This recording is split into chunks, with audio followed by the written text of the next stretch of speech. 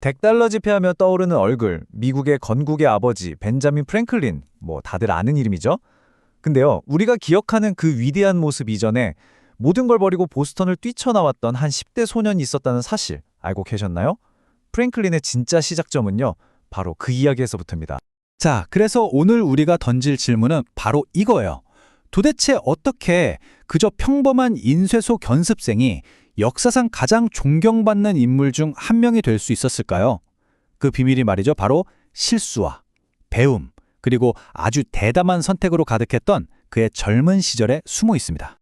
모든 일의 시작은 저 멀리 1700년대 초 식민지 시대의 보스턴으로 거슬러 올라갑니다.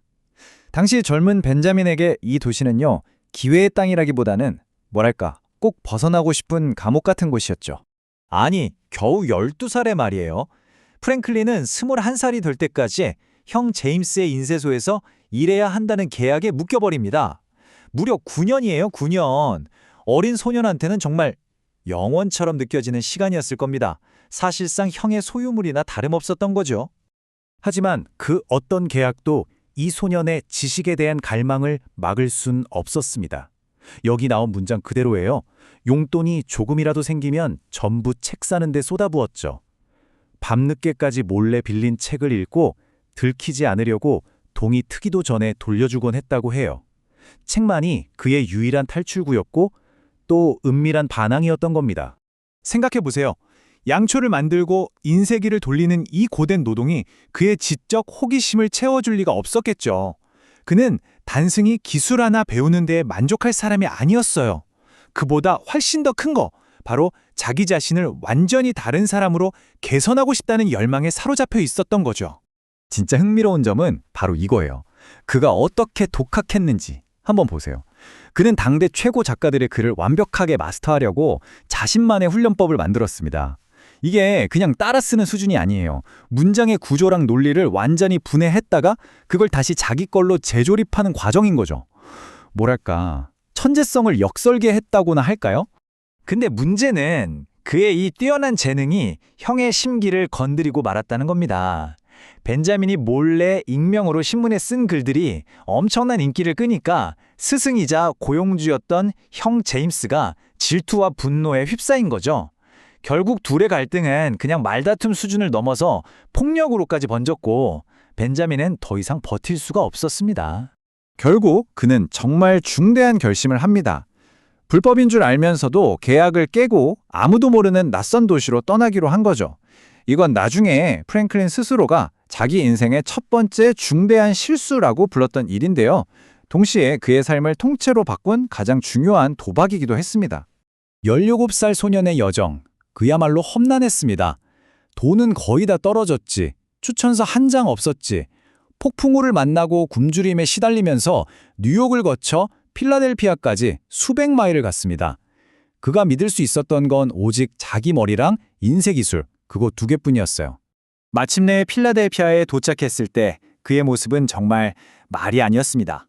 며칠 동안 입은 작업복은 더러웠고 주머니는 갈아입을 옷가지로 막 불룩하게 튀어나와 있었죠. 배는 고프고 가진 돈을 몽땅 털어서 가장 먼저 산 게 바로 이 커다란 빵 3덩이였습니다. 그리고 바로 이 우스꽝스러운 순간, 정말 운명의 장난처럼 미래의 아내가 될 데보라 리드가 그를 처음 보게 됩니다. 상상해보세요. 양팔에 빵을 하나씩 끼고 나머지 하나는 우걱우걱 씹으면서 거리를 걸어가는 낯선 소년이라니 정말 최악의 첫인상 아니겠어요? 프랭클린 본인도 나중에 자서전에서 이 장면이 얼마나 볼품없었는지 아주 유머러스하게 회상했죠. 자, 필라델피아에 정착해서 실력도 인정받기 시작한 프랭클린에게 정말 인생을 바꿀 만한 기회가 찾아옵니다. 하지만 이 기회는 달콤한 성공이 아니라 인생의 쓴맛이 뭔지 제대로 가르쳐주는 혹독한 교훈으로 이어지게 되죠. 당시 펜실베니아에서 가장 힘이 셌던 주지사가 이 젊고 총명한 청년을 딱 눈여겨본 겁니다. 그가 프랭클린한테 자네 같은 인재가 자기 사업을 해야지 하면서 런던에 가서 최신 인쇄 장비를 사올 수 있도록 돈을 대주겠다고 약속을 해요. 10대 청년한테는 정말 꿈 같은 제안이었겠죠. 프랭클린은 주지사의 말을 그냥 찰석같이 믿고 대서양을 건너는 배에 올라탑니다.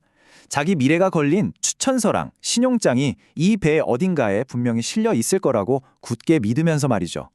몇 주 동안 항해하면서 얼마나 희망에 부풀어 있었겠어요. 하지만 런던에 도착해서 짐을 확인해 보니 그를 위한 편지는 단 한 통도 없었습니다. 주지사의 약속은 전부 거짓말이었던 거죠. 배에 같이 탔던 한 상인이 이런 말을 해줘요. 키스 주지사는 원래 지키지도 못할 약속을 막 남발하는 사람이라고요. 결국 프랭클린은 낯선 도시 한복판에서 완전히 버림받은 신세가 된 겁니다. 이런 경험, 보통 사람 같았으면 완전히 무너졌을 수도 있어요. 하지만 프랭클린은 여기서 아주 중요한 태도를 보여줍니다. 그는 자신의 실수를 에라타라고 불렀어요. 이게 인쇄 용어인데요. 인쇄공한테 에라타, 그러니까 오타는 실패가 아니거든요. 그냥 다음 판 찍을 때 수정하면 되는 오류일 뿐이죠. 프랭클린은 자기 인생도 똑같이 본 거예요. 실패는 교정하고 개선할 수 있는 기회라고 말입니다. 그는 자기 삶을 아주 냉정하게 돌아보기 시작합니다. 형을 배신했던 일, 친구가 맡긴 돈을 제멋대로 써버렸던 일, 그리고 필라델피아에서 자기를 기다리던 데보라와의 관계를 소홀히 했던 일까지요. 그는 이 모든 걸 자신의 에라타 목록에 딱 올리고 다시는 반복하지 않을 교훈으로 삼습니다.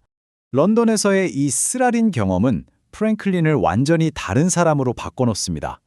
충동적으로 행동하던 소녀는 이제 사라졌어요. 그리고 이제 아주 치밀한 계획을 세우는 남자가 등장할 차례입니다. 런던에서 보낸 18개월, 돌아왔을 땐 빈털털이 신세였지만 결코 빈손으로 돌아온 건 아니었습니다. 인쇄 기술은 더 날카롭게 갈고 닦았고 세상이 어떻게 돌아가는지도 배웠고요. 무엇보다 사람을 쉽게 믿으면 안 된다는 정말 값비싼 교훈을 얻었죠. 필라델피아로 돌아오는 그 긴 항해 동안에요. 그는 자기 인생을 위한 일종의 운영체제를 설계합니다. 더 이상 운이나 다른 사람의 약속 따위에 자기 미래를 맡기지 않고 오직 스스로의 원칙과 계획에 따라 살기로 결심한 거죠. 바로 이 계획이 훗날 우리가 아는 위대한 벤자민 프랭클린을 만든 설계도였습니다. 프랭클린의 이야기는 우리에게 아주 중요한 사실을 알려줍니다. 인생이란 건 실수를 피하는 게임이 아니라는 거. 그 실수를 어떻게 교정하고 다음 단계로 나아가느냐에 달려있다는 걸요. 그의 삶은 마치 오타를 수정하면서 완성해 나간 한 권의 책 같았습니다. 자, 그렇다면 여러분, 인생이라는 책에서 여러분이 수정하고 싶은 가장 중요한 에라타는 무엇인가요?